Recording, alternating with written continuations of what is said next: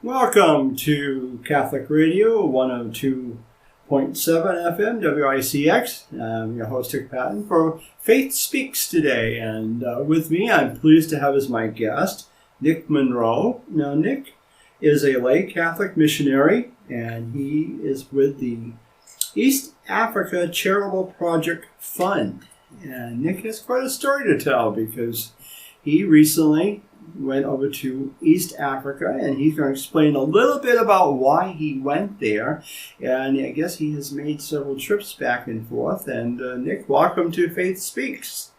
Yeah, thank you very much, Dick. It's a pleasure to be here on New Hampshire Catholic Radio.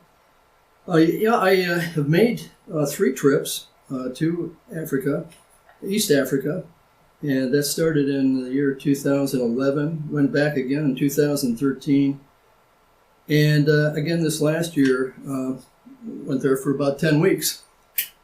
The reason I went there was a little bit different than, it wasn't just for East Africa Charitable Projects Fund. In fact, that was kind of a consequence of what I was trying to do in Africa, and my purpose is a mission to encourage young seminarians to persevere in their studies for the priesthood, and also to share a pro-life message with the African people in accordance with Humana Vitae and also Evangelium Vitae.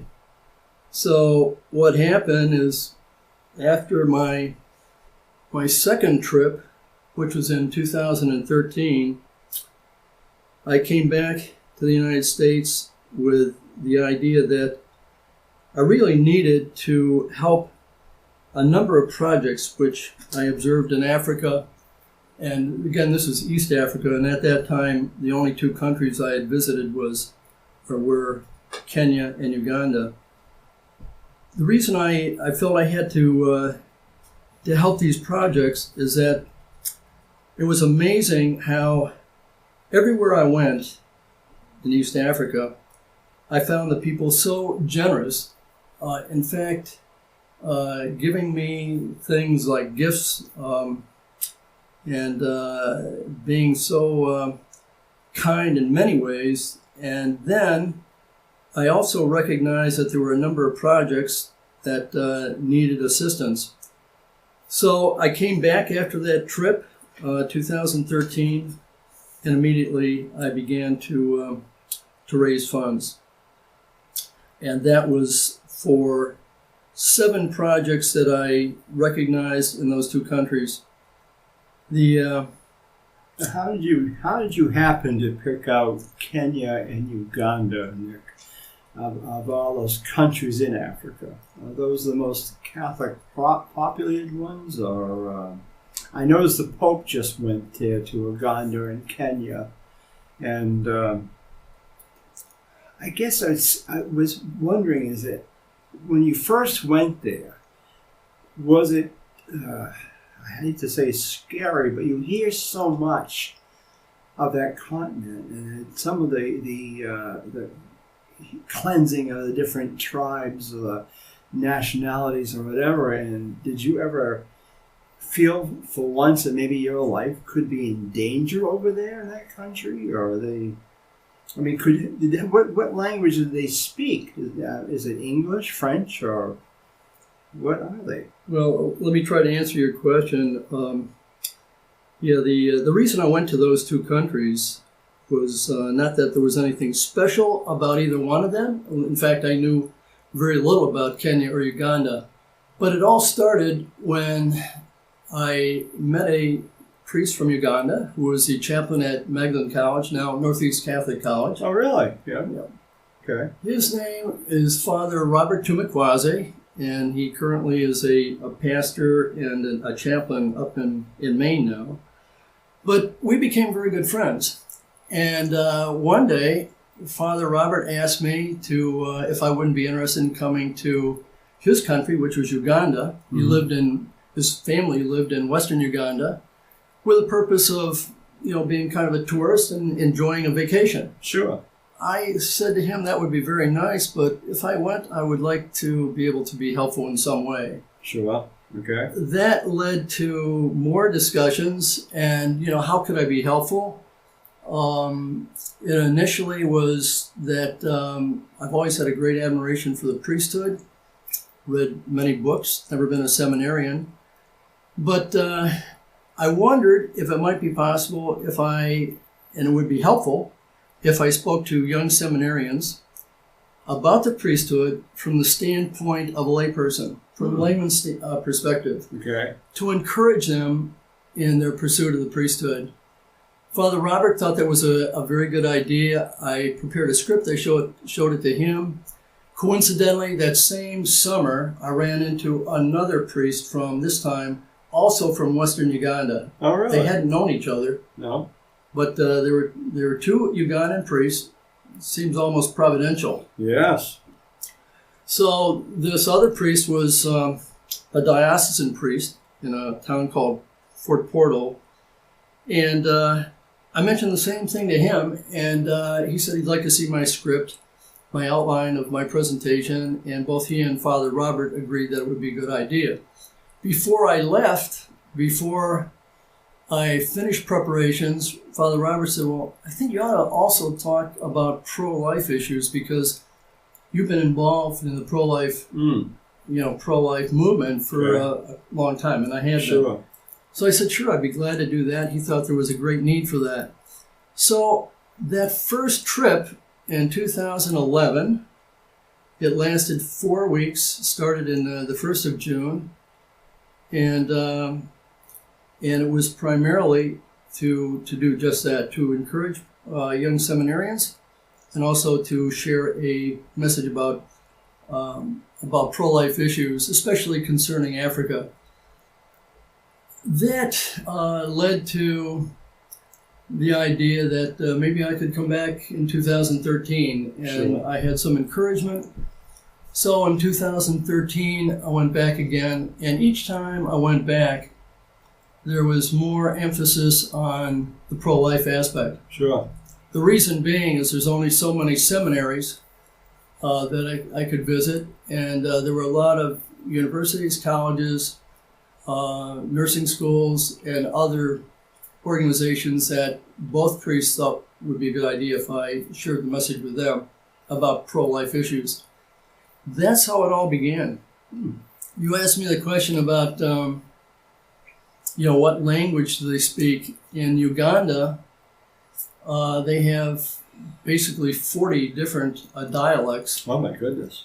Yeah, a lot of different dialects, which kind of makes it difficult to transact commerce and trade. So the government, quite some time ago, went to English as an official language. Really? Which kind of, yeah. Oh. Of course, they were an English colony. Oh, they were.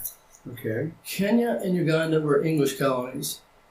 Okay, and so the people did already have, some Sure. experience with the English Okay. language, but many people in both those countries speak two different languages. In Kenya, it's more Swahili than other native language, but in Uganda they don't speak hardly any Swahili. It's native dialects in 40 different areas of Uganda.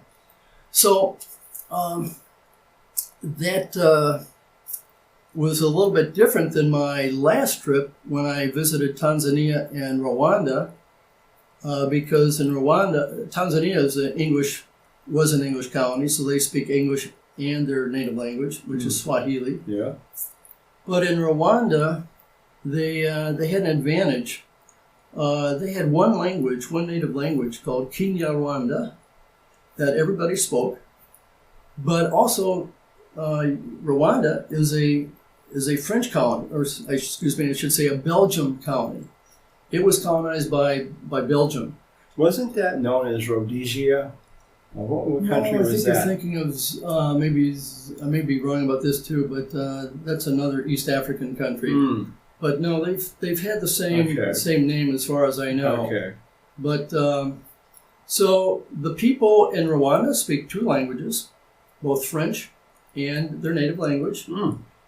And ever since 1994, which unfortunately was the year of the genocide in Yes. and Rwanda. Mm.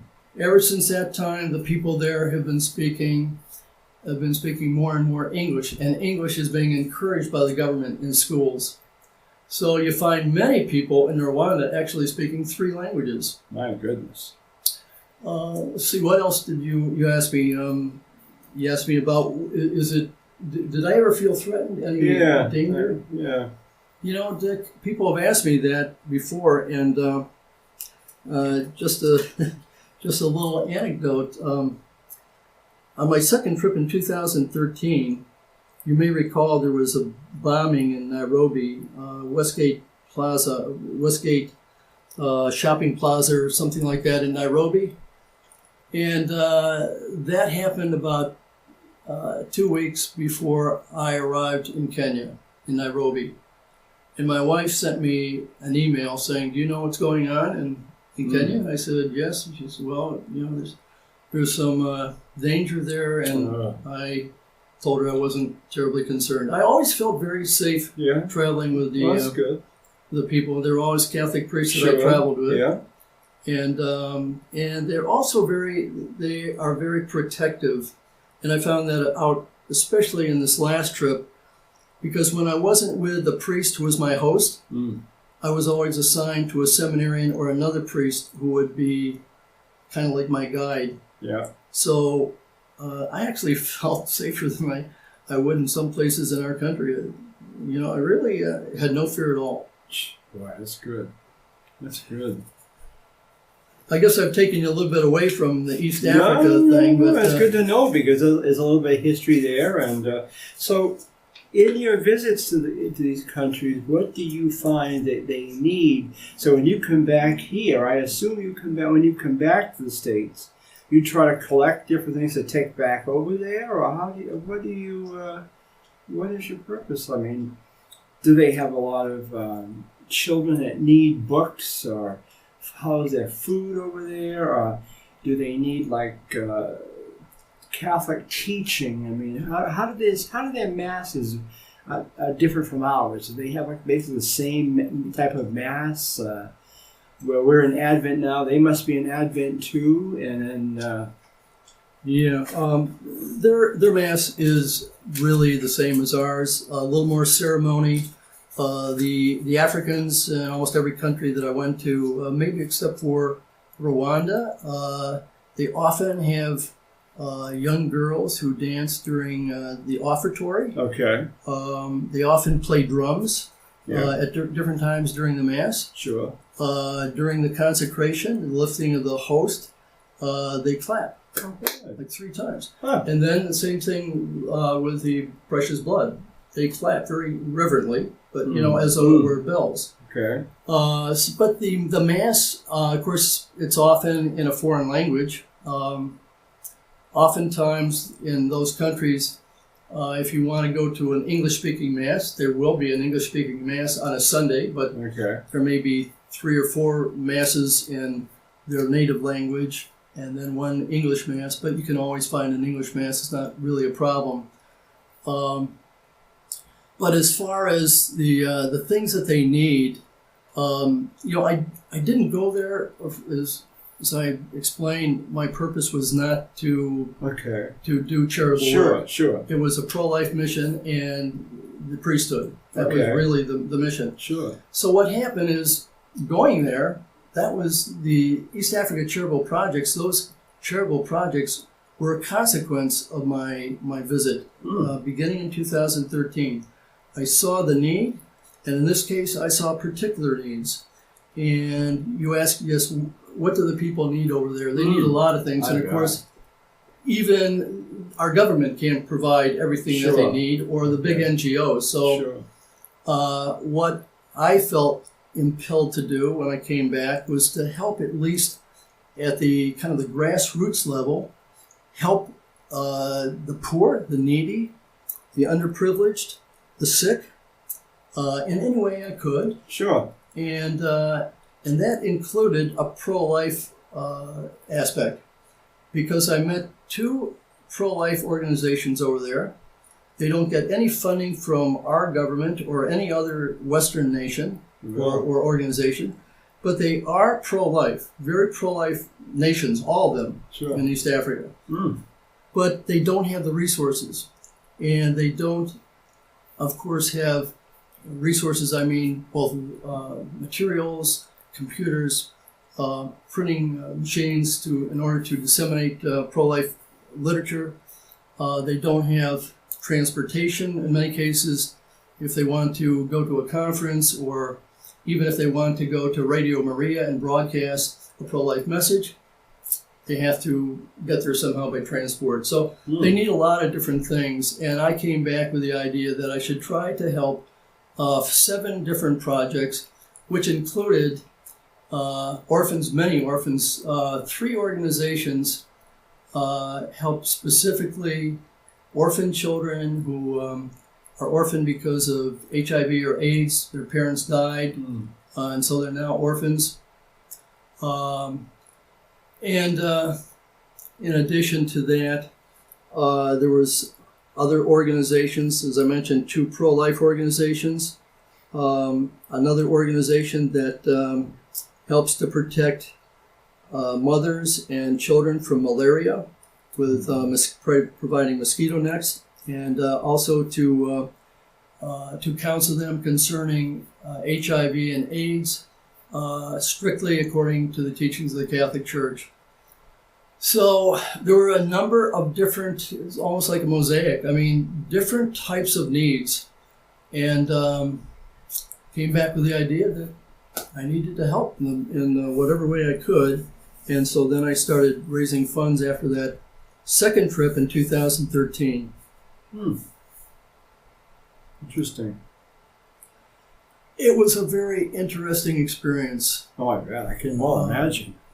And I think perhaps the last trip, which was twice as long, when I just came back, I went at the beginning of September and came back in the middle of November, so it was 10 weeks. But it included 2 more countries, as I mentioned, Tanzania and Rwanda. Sure. And it was, I think, the most interesting trip of all. And I found, I learned a number of things. And that's another thing about going to Africa. You know, you don't just go there to impose your views. Of course, pro-life is not imposing views. It's telling the truth about human life. Sure. But also learning from them what their views are about those issues, having a dialogue, and also learning about other things. For example, we were talking earlier about the priesthood in our country. When a young man is ordained and he's sent to a parish, oftentimes he's the only pastor there. Sure. Maybe as assistant pastors. Oh my goodness. Assistant pastor. But in Africa, almost every place I went, there were at least 5 or 6 priests. My goodness. And so they eat together, they have lots of fellowship, and that's, I think, a very important thing that unfortunately we're lacking in this country because of the lack of vocations. That's right. Why do you think that there are more seminarians in Africa than there are here in the States?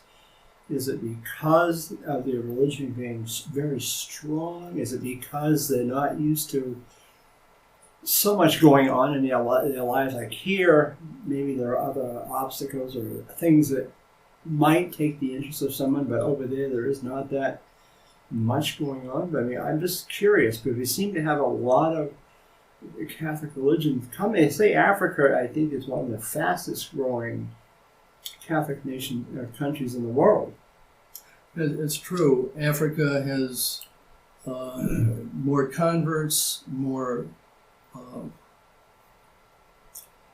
vocations to the priesthood. I think the largest seminary in the world is actually in Nigeria. And, it's very inspiring to go into their seminaries. Their system is such that they have a minor seminary and a major seminary. We don't, for the most part, in this country, have minor seminaries. minor seminaries are like a high school. Sure. So the kids are age maybe 12 to 19. And so they get formed at a very early age, and that's a minor seminary. And you go into a minor seminary, there's 350 seminarians. Wow.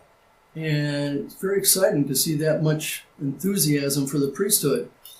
Now, by the time they finish the minor seminary and go on to philosophy in the first years in the major seminary, maybe a third or a quarter of them go on. Sure. And the rest, maybe they go on to college. They have a great education from that point. Interesting. Better than they would in public school. Wow.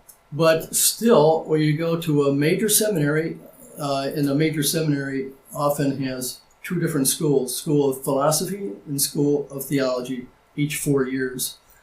First, the years of philosophy, and if you went into a School of Philosophy, you might find in the area of 100 different seminarians, and in theology, another 100.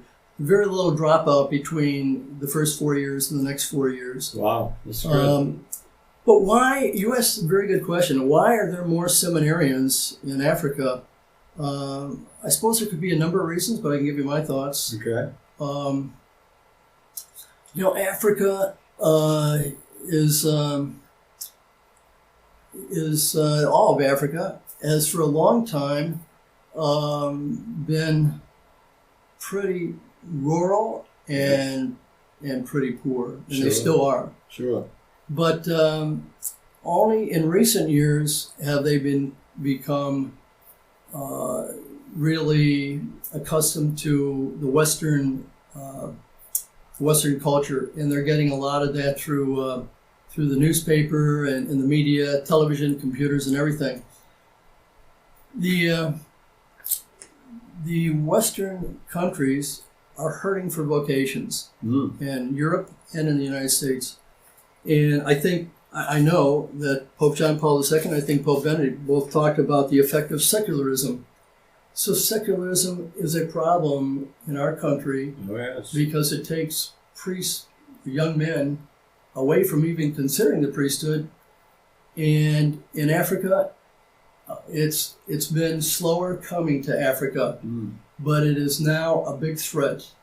And that's one of the things that I talk about when I speak with seminarians about the threat of secularism. So we hope that that the vocations will continue to grow because, in my view, Pope John Paul II called for a new evangelization. If a new evangelization is going to come, I can't imagine where it would come from except from Africa, where the faith is the strongest and growing the fastest. So I wondered how many of the seminarians or the ordained priests from Africa might come over to the States, where we're lacking in so many areas.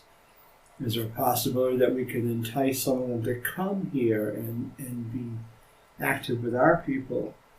Well, yes. There are already a fair number of African priests. The priest that I mentioned at the beginning, Father Robert Tumakwazi, he belongs to a religious order called the Apostles of Jesus. And they were founded by two Italian missionaries about 100 years ago and started this order of African missionaries. And now they are in different parts of the world, and they have a fair number of them are in the United States, even have 3 who are in Cuba. So they're going to other countries, they're coming to the United States, and they come from other African nations too, also to the United States. But what I recognized in Africa, Dick, is that because the church is growing so fast in all those countries, that they really don't have, even with their many vocations, they don't have enough priests to cover all their parishes. Oh, wow. Okay. And so when I spoke with the seminarians, I told them that I hope that they would become Catholic priests and persevere in their studies to the priesthood. But I wasn't really asking them to come to the United States. Yes. Just celebrating the Mass. They do a great service for the whole world. Sure.